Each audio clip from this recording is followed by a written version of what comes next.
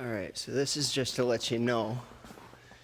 You see this wall here, me standing to this wall, and you see where it gets brighter? That's about a 6-foot tall rack. That's all snow on the other side. So, moving on. Going to over here, just to give you kind of an idea. I've already been out here. So, here's where I'm standing. And there is our fire exit door.